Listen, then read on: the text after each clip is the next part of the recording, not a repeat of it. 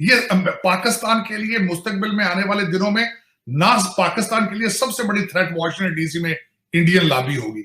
हमारे लिए, यहाँ पाकिस्तानियों के लिए, हमारे बच्चों के लिए थ्रेट होगी। वो क्या है देखा जाए ऑन ग्राउंड रियलिटी, तो मेरे ख्याल में डोनाल्ड ट्रंप साहब स्वीप करेंगे।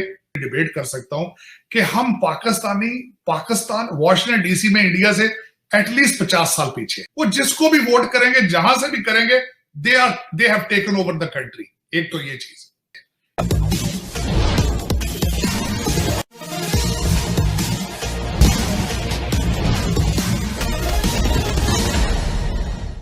आपने परिचर्चा का जो अंश सुना उससे स्पष्ट है कि अमेरिका चुनाव में चाहे कोई जीते, भारत का महत्व वहां कम नहीं होगा। भारतीय अमेरिका में महत्वपूर्ण पदों पर बैठे हुए हैं, उनकी ताकत इतनी है कि उन्हें कोई इग्नोर नहीं कर सकता है। इसका अंदाजा इस बात से भी लगाया जा सकता है कि अमेरिका की दो पार्टियों में से एक रिपब्लिकन पार्टी ने भारतीय मूल के निकी हेली को वाइस प्रेसिडेंट का कैंडिडेट बनाया है। यह मैं नहीं, पाकिस्तानी मूल के ही एक चर्चित व्यक्तित्व साजिद तरार, जो अमेरिका में ही रहते हैं, वही कह रहे हैं। आइए सुनते हैं उनकी चर्चा का अगला अंश।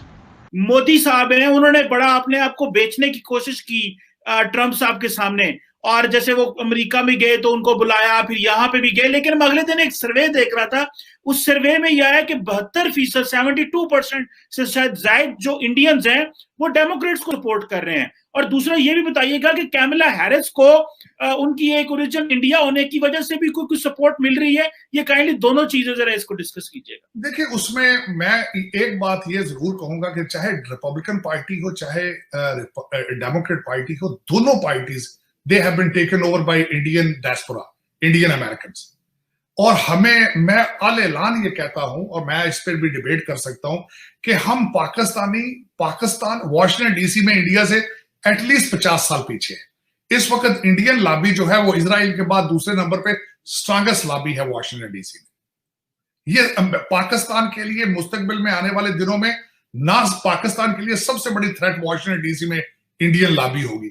हमारे लिए, यहाँ पाकिस्तानियों के लिए, हमारे बच्चों के लिए थ्रेट होगी। वो क्या है कि इस वक्त हर बड़ी कॉर्पोरेशन का सीईओ इंडियन है, और इस वक्त उनके इंडिया ने 2 प्रेसिडेंशियल कैंडिडेट बना दिए उन्होंने, अपने Bobby Jindal, Nikki Haley. Supreme court में नॉमिनेशन होने वाली थी एक इंडियन जज की। आप उनका लेवल देखें वर्सेस हमारे न्यूयॉर्क में सबसे ज्यादा पॉपुलेशन पाकिस्तानियों की, एक कौंसलमैन भी नहीं है वहां पे। तो उसको कहना कि वो 72% डेमोक्रेट वोट कर रहे हैं, वो जिसको भी वोट करेंगे, जहां से भी करेंगे, they have taken over the country. एक तो ये चीज। और हमारे लोग जो हैं वो अभी तक हर शहर में पीटीआई, नून लीग के 4-4 ग्रुप बना के एक दूसरे से लड़ रहे हैं। हम इस जगह पे खड़े हैं। आप यहां पे आप सोच नहीं सकते कि मेरी ये बिल्कुल, आप ठीक है, मैं कैंपेन का हिस्सा हूं, लेकिन मैं पॉलिसी मेकिंग में नहीं हूं। मेरा इन्फ्लुएंस पॉलिसी मेकिंग पे नहीं है। लेकिन मेरी पाकिस्तानी कम्युनिटी अभी तक ये भी नहीं बर्दाश्त कर पा रही कि मैं कैंपेन का हिस्सा हूं। रोजाना ईमेलें मेरे खिलाफ, रोजाना चीजें मेरे खिलाफ। तो इन चीजों से आप जब तक आप ऊपर नहीं आएंगे, पॉलिटिकल एक्सरसाइज नहीं देखेंगे, आप पॉलिटिकल टॉलरेंस नहीं करेंगे, तो आपको बड़े नुकसान होंगे फ्यूचर में। इसमें कोई शक नहीं है। लेकिन अफसोस के साथ कहूंगा कि ना सिर्फ डेमोक्रेट पार्टी, रिपब्लिकन पार्टी भी इस वक्त जो वो इंडियन लॉबी के हाथ में है। तो उसमें आगे मुस्तकबिल में क्या होगा, साउथ एशिया में कई चीजें हो रही हैं, आपके इलाके में कई नए ब्लॉक बन रहे हैं। पाकिस्तान में इस वक्त अगर आप मुझसे जाती तौर पर पूछें, आपकी फॉरेन पॉलिसी बिल्कुल अभी तक कंफ्यूजन का शिकार है। आपको कोई पता नहीं है कि आप किस ब्लॉक में हैं। आप टर्की के साथ खड़े होंगे कि आप सऊदी अरेबिया के साथ खड़े होंगे। चाइना का यू टर्न तो आपने ले लिया, लेकिन वो अगर जाती तौर पर मुझसे पूछें, as not as an American, China और टर्की के साथ ज्यादा पाकिस्तान का रिलेशनशिप जो है वो किक बैक्स बेस्ड है। मेरा सबसे बड़ा इस वक्त जो क्वेश्चन पाकिस्तान के लिए ये होता है कि आपकी लेबर दुबई और सऊदी अरेबिया की सड़कें और बिल्डिंगें बना रही है, लेकिन आपकी सड़कें चाइना और कोरिया बनाता है। इसका जवाब आज तक मुझे कोई नहीं दे सका, स्वाय किकबैक्स के। एस्टेब्लिशमेंट जो करप्ट एस्टेब्लिशमेंट है, वो किकबैक्स लेके अपने बच्चों को बार बार जायदादें लेके दे रही है, और कुछ भी नहीं हो रहा। आपको सीखना पड़ेगा, आपको पाकिस्तानी बनना पड़ेगा पाकिस्तान को बचाने के लिए।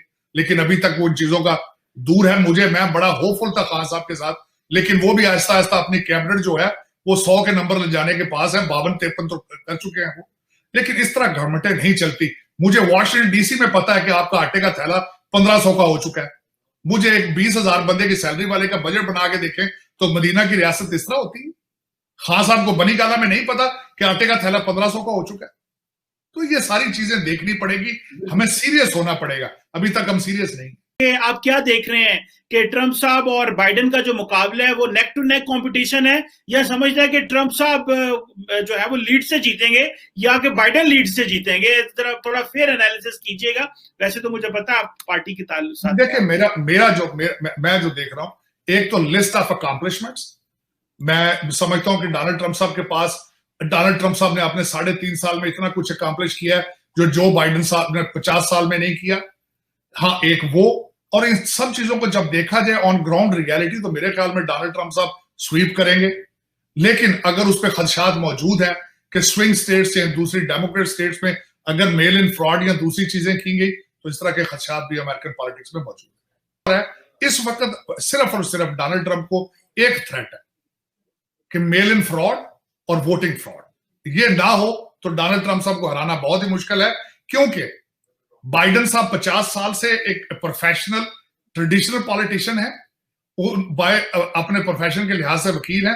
मैंने जिस तरह आपको पहले अर्ज किया, ना एक सिंगल जॉब क्रिएट की, ना एक सिंगल बिजनेस किया, ना अमेरिका को बचा सकेंगे ना दुनिया को बचा सकेंगे।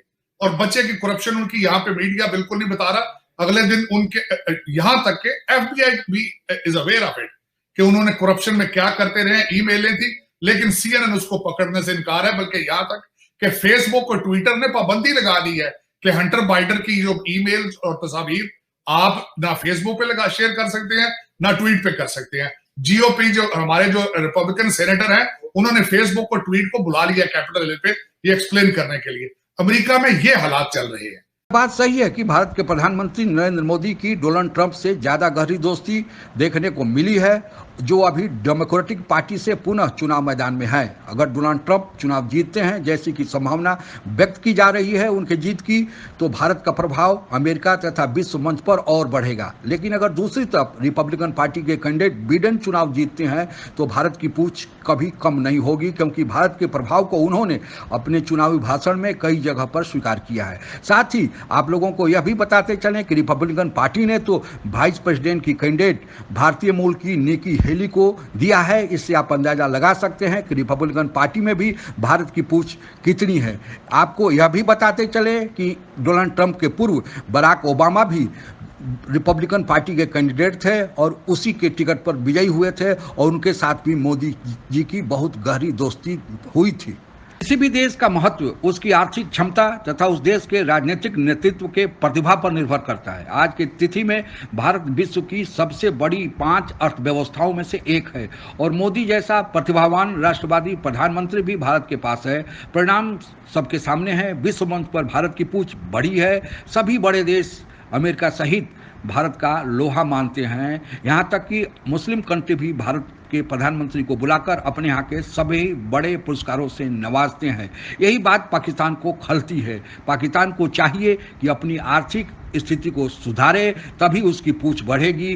भारत से जेलस होने से कोई फायदा नहीं। यही पाकिस्तान के हित में भी है और भारत के हित में भी है। आप अगर हमसे जुड़ा रहना चाहते हैं तो कृपया मेरे चैनल को सब्सक्राइब करें तथा बेल आइकन भी दबा दें, ताकि नई वीडियो की जानकारी तुरंत आप तक पहुंच जाए। धन्यवाद। जय हिंद।